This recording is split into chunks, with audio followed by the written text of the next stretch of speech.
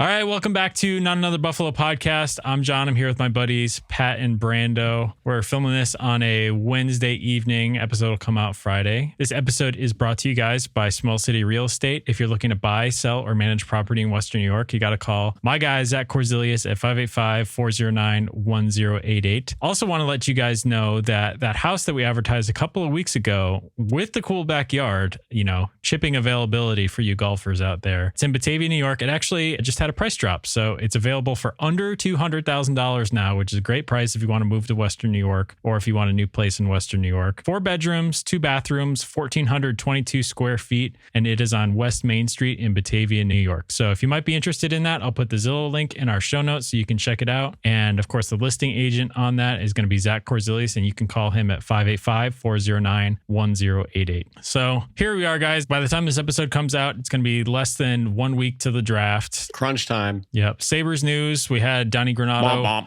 fired. That kind of took me by surprise. Considering they called the press conference with him, and then all of a sudden, I don't know. Can you imagine being on a Zoom meeting at work and you're still on the invite or something like that after you get fired? What are you supposed to do there? Make it tea time. Right? That's what I'd be doing. It's like one of those guys that gets traded halfway through a game, like a baseball player, a basketball player, Yeah, it was pretty funny with the Flyer. Were you going to talk about the Flyers last night, Brando? Dude, it's devastating. I don't know if anybody follows this. It's a Detroit thing. So my Red Wings haven't made the playoffs in 7 years. They are the second longest drought in the NHL. To anybody guess who? Can anybody guess who? Yeah, I don't know. And it's 7 years compared to the Sabres 13. So the Wings had a 9-point cushion going into the playoff race, and they lost a bunch in a row when their captain got hurt, and they had to win maybe 6 of their last 7 games. And dude, they were winning their games. They scored. They played Montreal back-to-back to give themselves a chance. They had to win both. Their first game, they tied it up, empty netter. So they tied it up with their net empty with a minute to play, won it in overtime, 5-4. Following night, last night, they did the exact same thing, but they scored with 3 seconds left off a face-off to send the game to overtime. Then they won it again. The call by Ken Kale and Mickey Redmond, it kind of went viral because of how poppin' the Detroit arena was to stay in the playoff race. And fucking John Tortorella not paying attention. They were already eliminated. Pull their goalie in a tie game 1-1 against Washington, and Washington scores an empty net goal to eliminate Detroit from the playoffs after Detroit, it was just out of a movie, man. This is one of those things, if Detroit could have got in, they could have gone on a run. You see St. Louis do this and they win the cup the same year, and no one was beating them. Their players were stepping up. So that was tough. I was upset about that. I don't know. This is not a Detroit conversation, but my Red Wings were heartbroken last night, but what are you going to do? Yeah, that's tough. Ugh. Danny Briere pulling strings to make sure that, Yeah. Right. Half these old Sabres guys are all GMs now, right? There's 4, I think. That's crazy. Oh, man. And all those guys were playing the last time. The last time the Sabres were in the playoffs, they were all still players at that point. It's funny, though, because they weren't on our team. We didn't have any of them. Yeah, they were gone by then, obviously. But yeah, no. Cue the Better Days song. Cue the Goo Goo Dolls. Yeah, cue the piano. But all right, well, Brandon, you said you had some trivia. You want to start us out with that? It's actually good trivia because it leads right into this. So I said Detroit has the second longest drought for the NHL playoffs. It's 7 seasons, but we are talking trivia today. I saw a post. They broke it down by city and by total seasons. So if you have 4 sports teams in your seasons, it counts as 4 seasons in 1 year. So I want to know, and I will give you number 8, number 7, and number 6. But I want to know the top 5 cities with the longest championship droughts. And number 8 is Detroit at 60 seasons, and it's 15 years because the Wings won the Cup in 2008. Charlotte is at 62 seasons, which is 35 years. Cincinnati is 33 years and 65 seasons. So that's 8, 7, and 6. I'm looking for 1 through 5, and I will tell you how many years and how many seasons it's been. Okay, so it's championship drought, not playoff drought. Championship drought. Okay, I feel like that almost makes it a little bit harder. But I'm going to go, first of all, the bottom of this list is Boston. The very bottom of this list is Boston. It's got to be. Well, I would say the very, very bottom of this list would be Kansas City, considering they've won the most recent championship, right? Their playoff drought's 0 seasons, 3 months. Okay, so it's current. It's current. It's not current. Not all-time right years without a championship. Right now, correct. I just want to know what Charlotte team won a championship that has them. I don't think they have list. one. I think it's 35 years of existence. Just the inception. With no championships. All right, so Chicago got the World Series a couple years ago, Yep. which was hilariously enough predicted by Parks and Rec when they had their season that took place in the future. Let's see. Seattle? No. So obviously we got to find where Buffalo is on this list. The Bandits don't count, right? Because it's 4 major sports. Unfortunately, I would consider so the you're Bandits a talking- major sport in this city, though, because they. So you're sell talking out. like the '60s AFL championships for the Bills, right? Correct. Is the last Buffalo Back-to-back. sports championship. Buffalo comes in at number 2, and it's really interesting because they really should be number 1. It's 118 seasons over 58 years. But there's, I would probably say this is a little bit more. It might be, how long were the Braves in town for? Maybe I was 7 actually or going to 8 ask years? you. Yeah. I was going to say, yeah. You're not counting the Braves there, right? Because No, but then again, the Braves left and then won a championship. So that would be True, and we're very close in the late 70s. The Buffalo City of Sports, the 2 teams, 118 seasons, 58 years, comes in at number 2 in the country. All right, give me Cleveland. No, the Cavaliers won it recently. Cavs won Oh, it. you're They right. won All that right, finals. you're right. Okay. Where is somewhere that you wouldn't want to be? Somewhere The without number 1 team, here, I'll give you a tip. Number 1, they have 4 major sports. And I want to say one team on here only has 1 team, and it's baseball. Another city on this list has like 9 teams. And another city on this list. Slow down. I'm not going to be able to keep track of Okay, all these. sorry. Give I'll us save these as we get them. Okay. Give me Phoenix, Arizona. I was going to say this city on the list is losing a franchise right now, and that would be Phoenix. Okay. And it's I been have a Coyotes hat. I should wear it in solidarity next episode. 22 years, 87 seasons. And that includes the Suns and the Coyotes. Well, because when you think about it, the Suns. Well, no, that's not true. Well, Phoenix, are you counting? See, this is difficult. I don't know if I agree with this because where are the Diamondbacks? Because they won the World Series Arizona. in what, They're not in 2001? Phoenix. They're not in Phoenix. So where are they? Are the Diamond? Hold on. Let's search Hold this. on. That's a good question. I didn't know that. Yeah, you have Kurt Schilling. Yep. Are they in enough of a suburb of Phoenix that it doesn't count as Phoenix? It's also interesting because, again, it goes by number of seasons. Yeah, since the Chase last Field is one. in Phoenix, Arizona. So still, though, it's still 22 years and 87 seasons. So they're number 5. Gotcha. Yeah, because it's like that combined with their other droughts, right? Yep. So good catch, Pat. That's good to know their last championship, but they are still qualifying for this list. All right. What about Salt Lake City? No. That's Yep. true. That's Utah. true. The Jazz have never won anything, but they I don't guess have it's their enough. only team. Yeah. Yeah. Enough years active. Mm-hmm. Oh, God. I don't even know. Dallas, maybe? Nope. No, 90s. the Rangers won the... And the Rangers won it in the 90s Yeah, as the well. Rangers. Okay. How about you said baseball only, although they do have a hockey team. How about Columbus, Ohio? They have not been in existence long enough Okay. Cool. to qualify. But that would be probably close to 22 years as well because they came in 99, I think. 98. Maybe 2001. Somewhere in that ballpark of turn of the century. Minnesota, Minneapolis. Minneapolis, Minnesota, number 1. 119 Wow. seasons and 32 years. Jeez. Yeah. One of the Twins, Kirby Puckett. I don't know. I just know he's like I have a baseball card of Kirby Puckett. And there's like a World Series, Holding the yeah, championship. that's all I know. Yeah. Yeah. I wouldn't have known it was the Twins that broke the drought. So I don't know. I'm as a Detroit fan, that city is very much a rival for us. So, the Twins, the Tigers, all that crap. So Well, aren't the Timberwolves? They're going to the playoffs pretty strong here, they're pretty right? good. So They're pretty good. Yeah. So, but they're number The 1. You have Wild number are- 1 and number 2. You got Buffalo and Minneapolis. We still need three, four, and you five. have 5. You have 5. You have Phoenix. So you're missing the middle 2. Again, the 2 clues for these 2 cities. The number 4 city has a ton of sports teams. They just haven't won it. They're only 12 seasons removed, but they have a lot of teams. So it is New York. New York. Yeah, the Yankees. Gotcha. Right? They win the last one.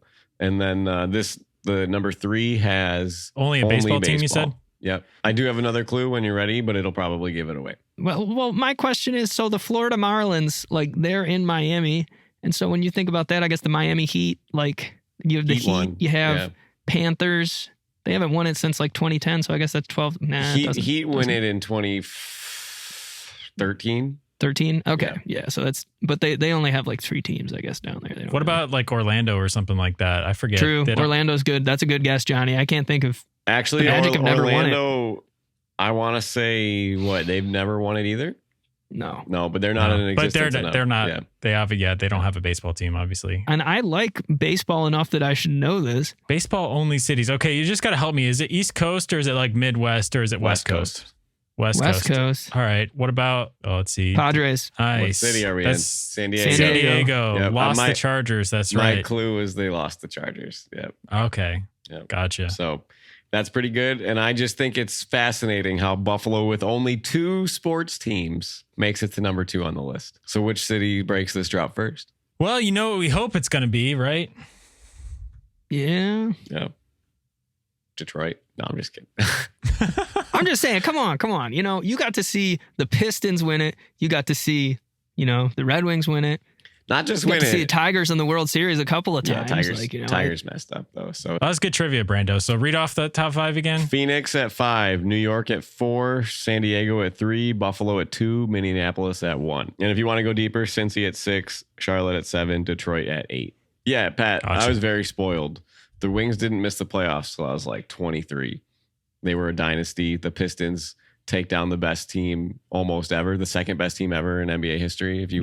Kobe's Lakers. And you saw the Tigers come inches away multiple times. And the Lions almost went to another Super Bowl this year, but they just, Reynolds drops the ball on 4th and 2. So. Oh my God. That's what I'm saying. 24/7. That's going to be their 13 seconds. There, I would. Okay.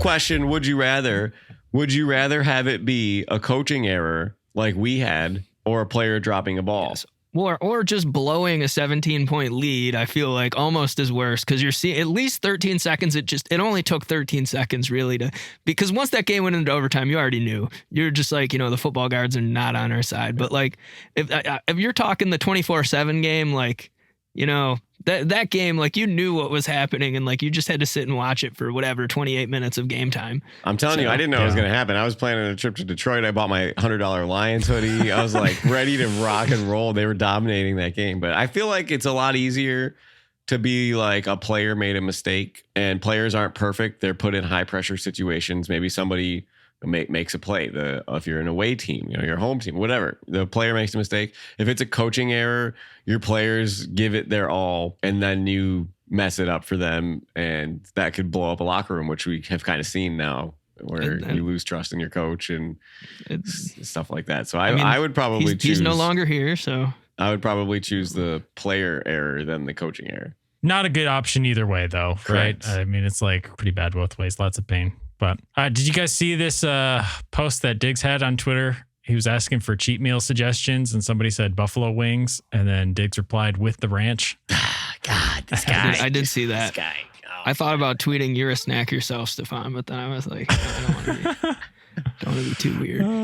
Can I talk about his tweet that he like? liked? I didn't get to say it in the last episode with the technical difficulties. Yeah, for sure. And I just feel like, again, I like Stefan Diggs. I got his jersey hanging in my living room. And throughout the whole time that he was here, outside of maybe the window of time where he was on the Sports Illustrated for Kids cover with Josh, everybody was saying that, something might happen. It happened in Minnesota. Something might happen. It might happen in Minnesota. And if he had a bad game, if he dropped the ball, we gave him a new contract twice. And you see the sideline stuff. And we talked about this before, the incidents with Josh, the losing trust in your coaching staff, the playing calling philosophy, and then to just get run out of town. Like I don't know anything. I have no insider information, but I really think he requested a trade after that Bengals game. The way things went down after the 13 seconds game, meeting with McDermott, missing OTAs he didn't even miss. He was there. He was talking to coach, and McDermott throwing him under the bus, clearly throwing him under the bus by saying he was mad, but they were talking. So the guy gave us everything he had. His whole prime was here. And all of these fans, instead of being happy and grateful about it, they were, judging him. Maybe he's into fashion, whatever, holding his quarterbacks. Deion Dawkins said Stefan Diggs raised the standard at One Bills Drive when he came in.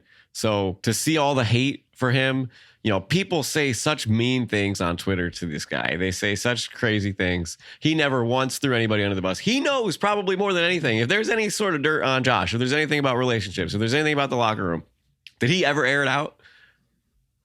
Never. Or maybe we want him to clear it up, but he kept it all inside. In his brain, he was the bigger man, right? He held his cool in an argument. He did not bash anybody. He never insulted his quarterback. He did this one time on the sidelines. He put his hands up because Josh overthrew him multiple times and missed him multiple times.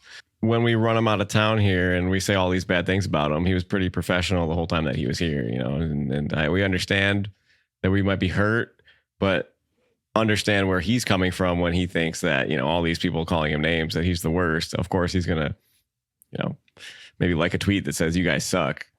We suck, so we'll see what happens. But. I understand that. All right. Well, we actually have somebody new coming on the show here for a second. We have new Sabres correspondent. So let's get a Sabres update in here real quick. It's time for the weekly Sabres update.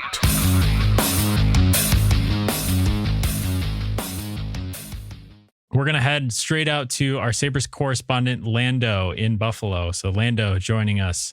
Lando, question for you real quick. We'll start here. Have the Sabres made the playoffs this year? Hey, thanks for having me. No, they have not, but the talent on this team. This has been your weekly Sabres update.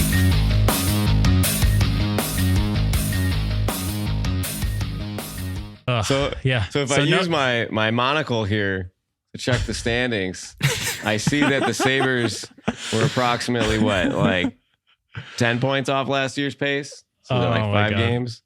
That's too funny. So for those of you who missed this, which is everybody, actually, we were off air sitting here trying to figure stuff out. And I see Brandon holding up his glasses like this. And I'm like, what the hell is he doing? And he's literally looking through one glass lens to try to read something on his computer. That's just funny. So anyway. I can't see. You guys are lucky that God blessed you with vision, a good stomach. And then, those two things. Those two things are important. Those two things. Yeah. That's funny. So I can't see my computer screen. Yeah. Thank you, Lando, Sabres correspondent. And we'll go back to Brando in Buffalo here in just a second. So we'll cut away from him for a second there. But anyway, I have a little something for you guys. I'll pull it up here. We kind of have been looking at this whole wide receiver thing, and there's been this debate of whether you need to go get a receiver in the first round or if you can get some kind of value in the later rounds, and you can pick and choose examples, whether it's Puka Nacua or all these other second round picks, which that seemed to be the norm for receivers that hit for second there. So anyway, I took the last 4 years and I kind of wanted to take the other players out of the equation that aren't wide receivers, because one of the big factors here, and I feel like the difference between the drafts in the last maybe 4 years and then the drafts that go further back when we're talking about those big number wide receivers that were drafted more than 5 years ago and are on those big second or third contracts. Yeah. One of the biggest differences might be how much the position of wide receiver is valued in the draft, right? So to take that out of the equation, for the last 4 years, I just did a list of wide receivers and I wanted to see, okay, how often is the first receiver taken the biggest hit? Or how often can you get a receiver later in the draft, and how far down that list are they, and where does it kind of fall off? So I'm going to share screen here. I'll put this in the video version as well.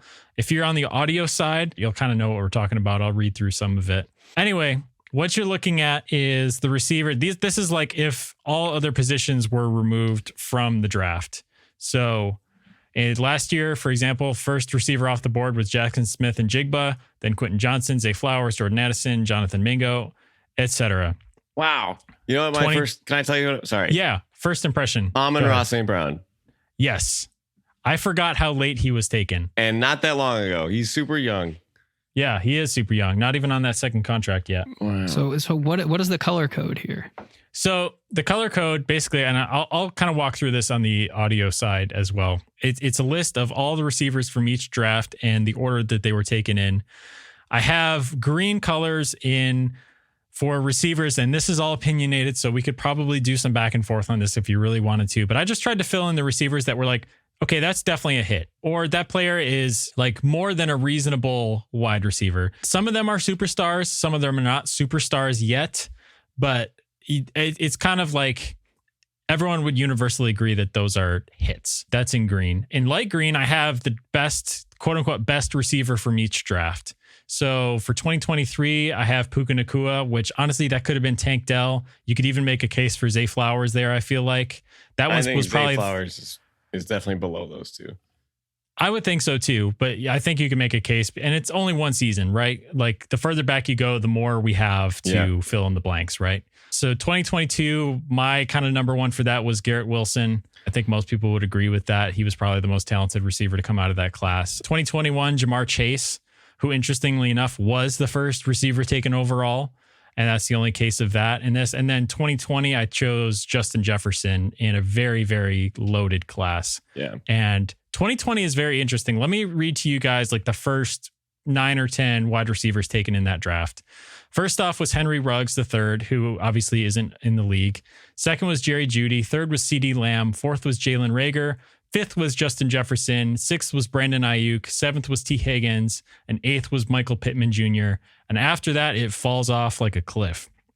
And I don't want to compare drafts here because no two drafts are going to be the same. But if the receiver talent in this draft is what they're saying it is, then I have a feeling that the run on wide receivers is going to kind of look like that. And to give you guys an idea of where that cliff falls off, Michael Pittman Jr. was pick 34, I believe. First or second pick in the second round. In the second round. So almost a first round pick at that point. So if you're thinking that the Bills are going to get a generational wide receiver in the second round, you might not be wrong. It's happened before, but you're probably not going to get one of the top 8 guys in this class at that position. And maybe not even the top 12 at that point if there is a run on wide receivers. But anyway, to give you guys an idea of like the names that come after that, it's Laviska Shenault Jr., sorry if I'm mispronouncing that, KJ Hamler, Chase Claypool, who I have yellow on this chart is like is reasonable players that either the book is still out on them and they've done pretty well, or like just reasonable guys. Can be a good number 2, number 3. Gabriel Davis, I highlighted yellow on here. I think he was more than a reasonable player on here. So anyway, Brandon, go ahead. Chase Claypool gets a yellow highlight and Kadarius Toney gets nothing. Yes, I think that's fair. Yeah, if Kadarius Toney could be highlighted in red, I think he would. Yeah. And even though people, and like, don't get me wrong, I feel like Jalen Reagor could also be a red highlighted player, but he did return that kickoff. Remember that in the first Pats game? Yes, yeah, bro, I do remember. The opening kickoff.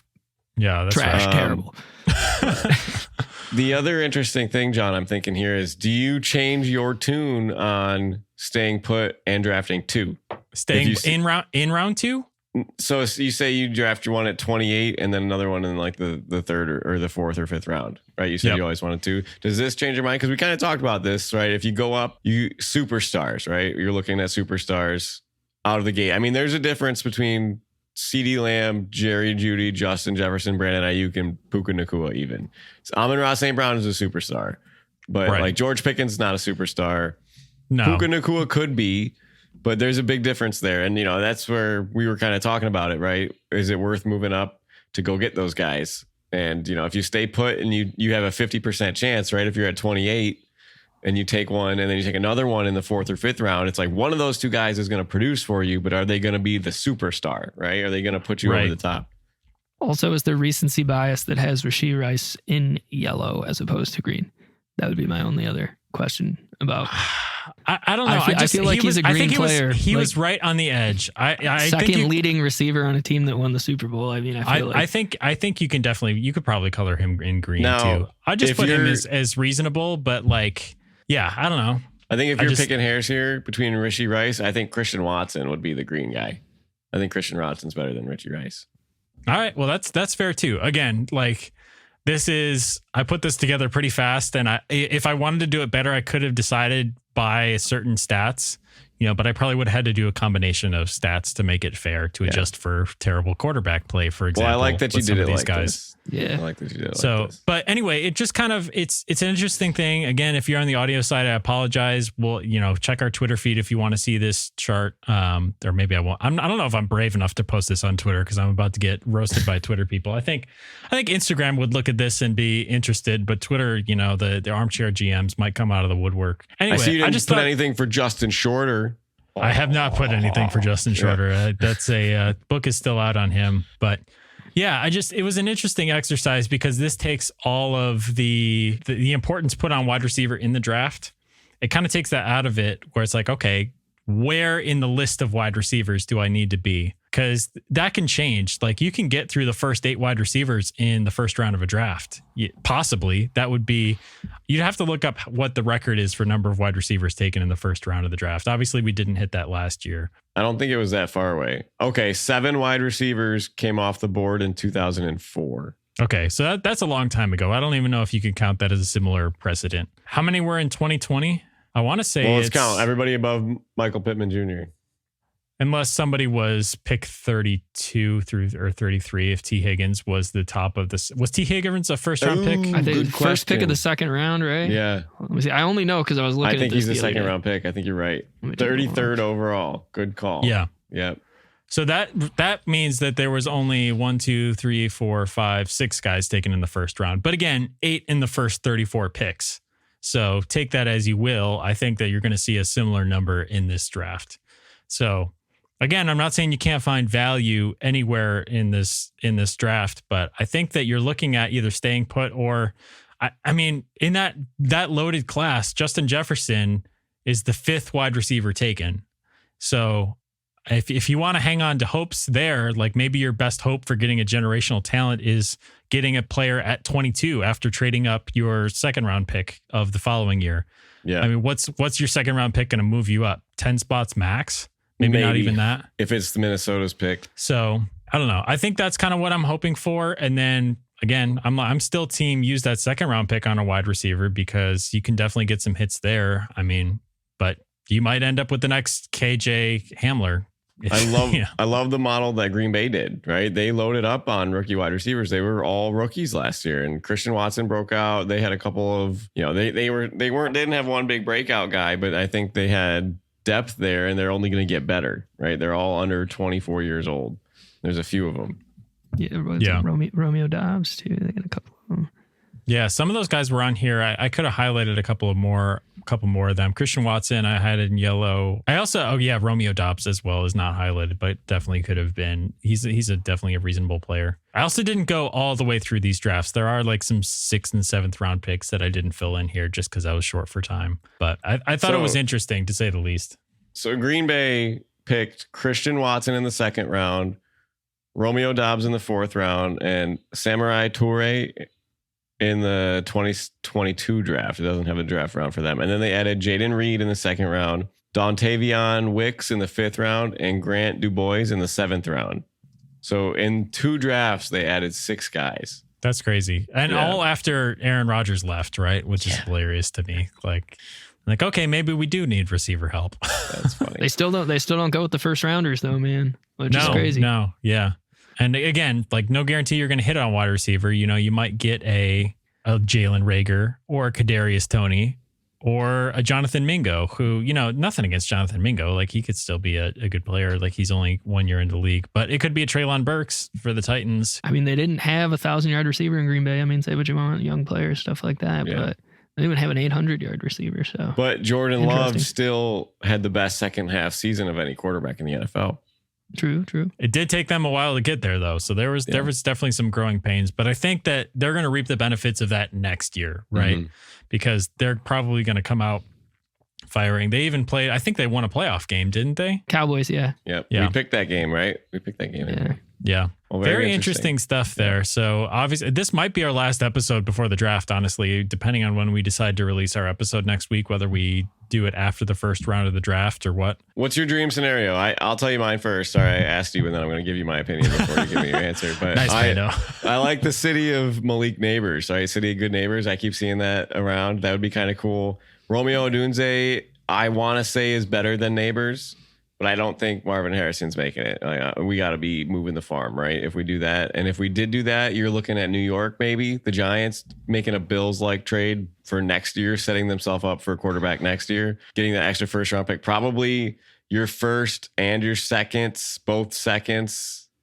I don't know. Maybe you trade your first next year, 1 second, and then, a third. I don't know. It's going to take a lot. Yeah. Because Arizona wanted 3 first round picks to move up for their 4th overall pick. Yeah, I don't really see that happening, to be honest with you. Me neither. And you look at the Bears, they only have 4 draft picks at 9. So that's probably your sweet spot. If you can get to 9 and you go, maybe 2 second round picks for next year and you keep your first, or I don't know. Very interesting with the way that draft picks are currently valued too, is the Bears actually have more draft capital than the Bills based on some of these charts, but they only have 4 picks and the Bills have what, 10? Yeah, 2 top 10 picks will do that though, right? Yeah, it's just diminishing returns exponentially as you go down. But I don't know if the value totally reflects that when you look at the hit rates of players and stuff like that. Yeah. So you definitely have a much better shot of landing the guy you want. But I thought the chart was interesting. It is interesting. And I hope it ends up being like another 2020 draft, because like, wouldn't that work out for the Bills? I mean, think about it. Like, maybe this is why Bean was comfortable moving on from Diggs. I mean, Brandon, you just said before, you think that Diggs requested a trade after the Cincinnati game, maybe 2 years ago. So I could be wrong. And that's just speculation. We're not trying to put that out there. We don't have any evidence to back that up. But I'm thinking there was evidence that he was unhappy at that point. That meeting in minicamp when McDermott threw him under the bus. That's my thought. And then the hands up and Josh missing him. Josh missed him. Didn't catch anything. But he's a professional and he didn't say anything. And he played out the season. He took another crack at it. So I really think from Brandon Bean's perspective, he's looking at this like a 2-year kind of obviously he's looking years ahead all the time, but he's not just like last year really felt like hey, we're going to put a lot of marbles, a lot of, eggs in this basket. And not so much that we're sacrificing the future, but I mean, think about what they invested in Von Miller and all these other things, extending Jordan Poyer for 1 more year at that point when we didn't know if he was going to be back last year. So they really tried to keep the band together for 1 more year. Now I think you're looking at as we're going to bring a lot of young guys in and hopefully it goes well this year. They're going to be competitive, but it might not be like, okay, they're not going to be up there with the Super Bowl odds if they roll out all these rookies. Yeah. They might be a little bit further down the list. But again, we've seen those teams overperform in the past. So I think they're looking at it kind of like what you said, Green Bay, where if you get all these young guys in, get a year underneath their belt, you're going to look really good year 2 with all these guys that have all this experience and are going into year 2. If you think about it, you're going to get maybe $50 million in cap space next year. You're going to get the Trey White money if you don't move for Ayuk. And again, we talk about this and we could do that and get Ayuk. I really like that idea. I'm still going to stick to it. You move up to 12, 14, get Brian Thomas Jr. and Brandon Ayuk. Anyways, I'm done. Yeah. But you're going to get that money of Diggs off the cap. Your cap's probably going to go up 10 million again. And now you're sitting pretty with a lot of cash. I like that idea. And I just, in my head, I want this to be like the 2020 draft of wide receivers, right? Because you look at all those hits. I mean, it's like, that's an 80% hit rate in those top 8 wide receivers. And there are some misses. Henry Ruggs was really talented, not in the league anymore. And Jalen Reagor, probably the least out of all those guys. But it's just like one or two of those guys could change the tide of your franchise. Definitely. If you're asking them to be your number 1. So the interesting thing about Jalen Reagor is the Patriots re-signed him, right? They gave him a 1-year deal for it doesn't have the yards. What's his money? Oh, I can't see it. Let's see. Do you need to subscribe to PFR, Brando? Wait, I don't think you have to pay for. I know you have to pay for StatMuse, but Pro Football Reference is like it's like you're like 7 years old reading. Like they never up. I mean, I kind of like that the websites always look the same, but in Pro Football Reference is a wealth of information. Like that's the best site if you're looking for stats for sure. But it does look like the webmaster in the 90s, just like yeah. Well, this is interesting. Jalen Reagor, 1 year, $1.29 million, and just look at everybody around him making boatloads of cash. And Jalen Reagor's like, I got $142,000 roster bonus. But I mean, and Justin Jefferson's like $142 million contract. He's a victim of circumstance though too. I'm not saying that he's particularly good or particularly bad, but like, going into year 3 in Philadelphia and you have Devontae Smith and AJ Brown, like, I mean, obviously they wouldn't have, drafted Devontae and brought in AJ Brown if they didn't think that they could do better, but like just landing in the right situation, which I hope, whoever we draft feels like, they're landing in the right situation, which I did have a question about that for you guys. So I was at work, when I open up the web browser sometimes, I have like Microsoft Edge. So sometimes the headlines will come up and I'm usually working like 99.99999% of the times. But sometimes like a headline is so outrageous that I got to read it. And then it got me thinking. So you guys probably saw this about Deion Sanders coming up with a short list of teams that he would be okay with, Travis Hunter, who, I'm not saying he's Bo Jackson or anything, but he is, really generational athlete, at least at this point, and his son, Shadur. It is a little interesting that he did play for the 49ers, Cowboys, Redskins, Ravens, and Falcons. The Eagles didn't play for him, but still. But then that got me thinking, number one, where is the worst spot you think that a player could land in the NFL right now? And number two, what would be particularly enticing about coming to the Buffalo Bills? Other than Josh Allen, what other pieces around, just for the sake of that, let's say that you are a wide receiver, what is lucrative to you? Because if you're a wide receiver, you're getting drafted to the Bills, chances are, unless you get Brandon Ayuk, you're that number one guy right out of the gate. What, I just would like to hear from you guys what you think. Well, first off, worst place to land, I think I would have to go Carolina off the bat.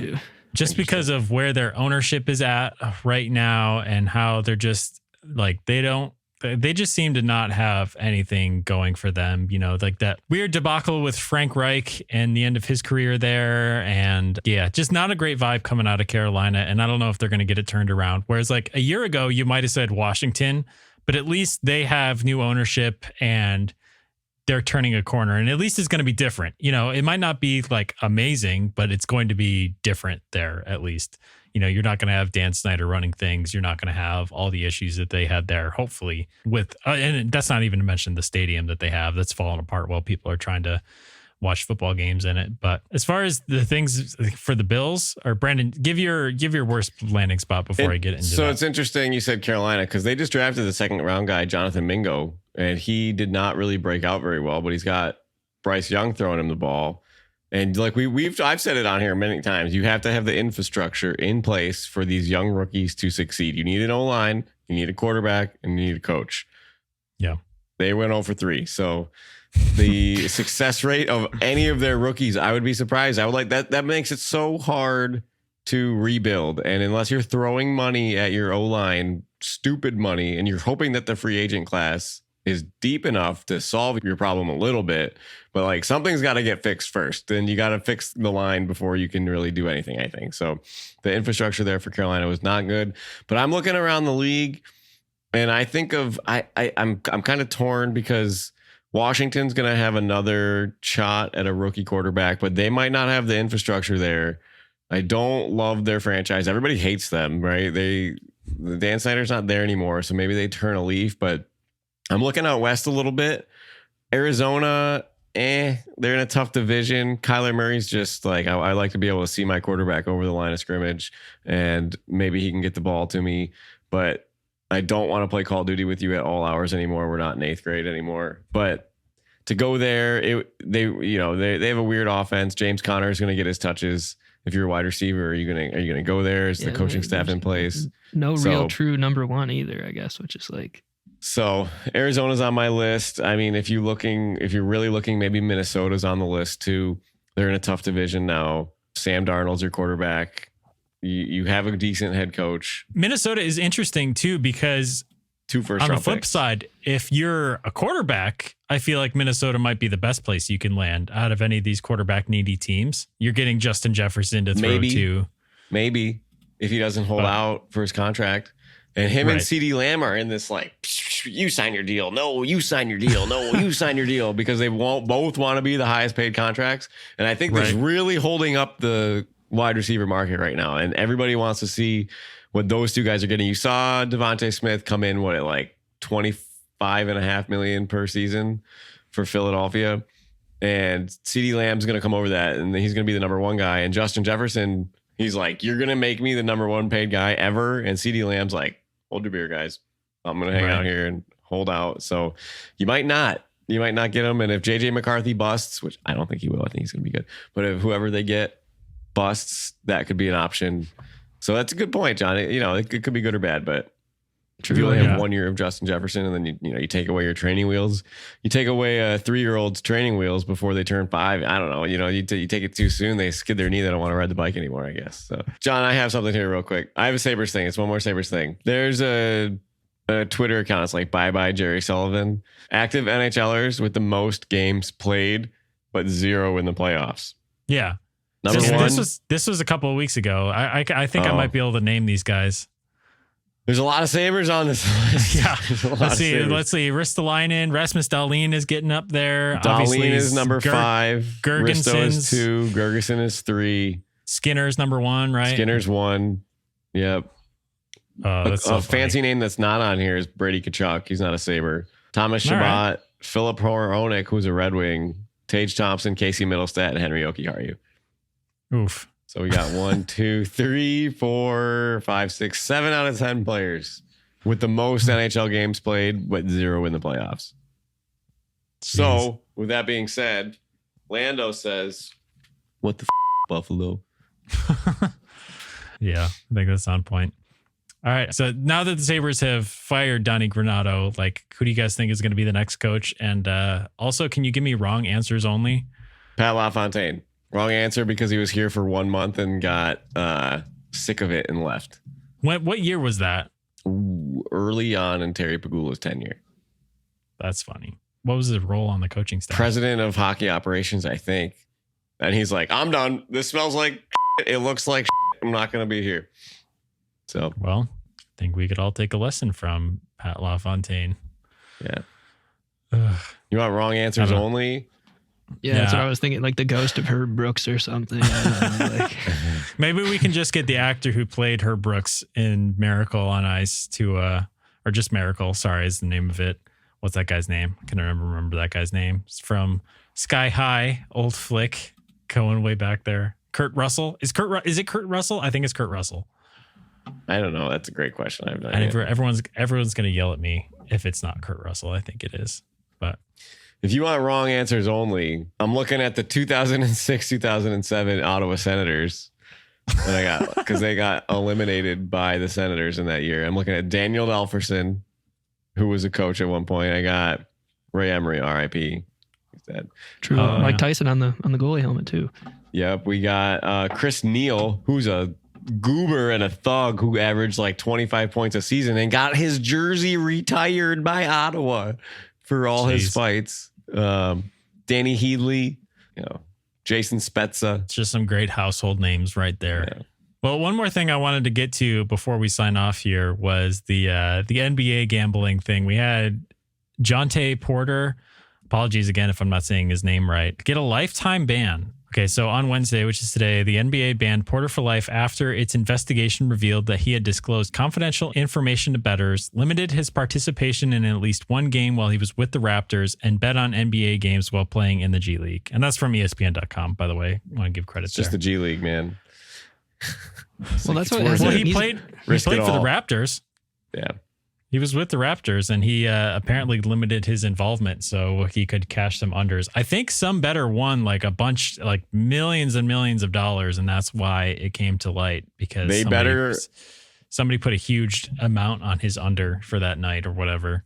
They better have made like 20 million or 10 million because, I mean, bad players in the NBA make a lot of money. So, well, that's what I was going to, because it looks like he only ever started like 35 career NBA games. I just feel like it's a lot easier to lay the hammer down on someone who's not like the face of a franchise, because I feel like if Shoshai Ohtani didn't make, and I'm not saying that he did make, you know what I mean, decisions that maybe it was lost in translation, but like I feel like it's a lot easier. The Pete Rose thing, still people talk about how crappy it is. I just feel like you said, crappy players make a lot of money, but I do feel like it's like, whatever, it's easy to make an example out of someone like this because they're not as prominent of a player.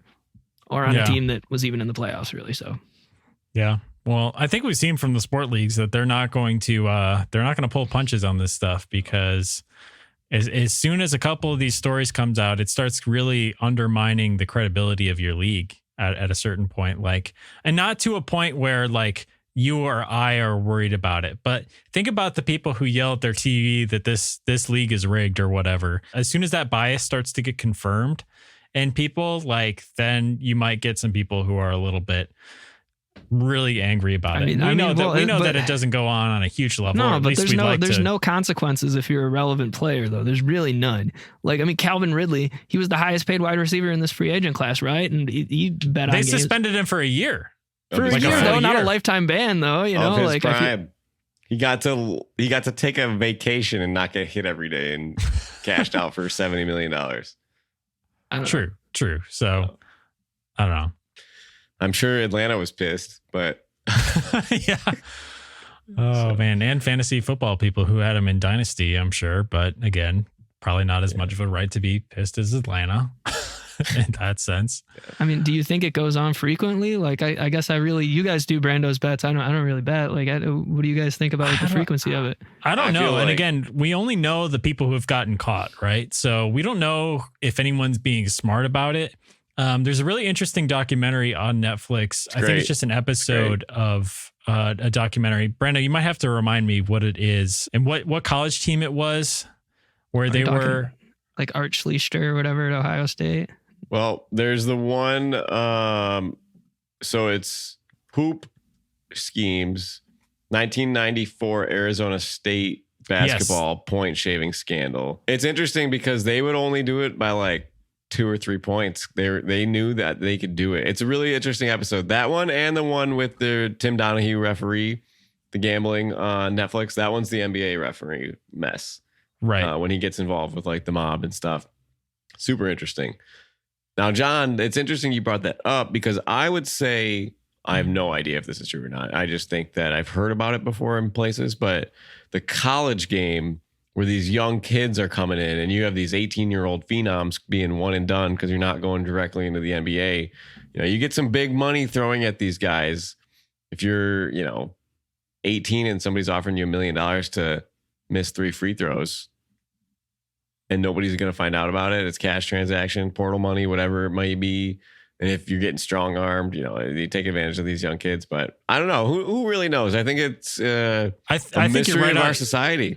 You're right on the nose there. It's like the opportunity for it to happen in that level of sports, I think, is far more frequent. And also because it's so much bigger of a thing. You don't have, it's not 32 teams, it's 3,200 teams and stuff like that. You have more opportunities to, get to players and that, or players have relatives. And again, the big thing being players aren't making a lot of money or any at that stage and might actually need the money, like because they're in a place where they're not, earning enough money to live or something like that. So whereas if you're in the NBA, that's not your situation, obviously. Now, my reaction to that is I'm surprised that there aren't more people doing this in the WNBA. Like where are the gambling scandals in the WNBA? Yeah. It's like, that's been the topic this week has been the salary of WNBA players. But hey, if anyone should do it, it's them, right? Make some more money. Right. Caitlin Clark's making dough, man. Yeah. So, but anyways.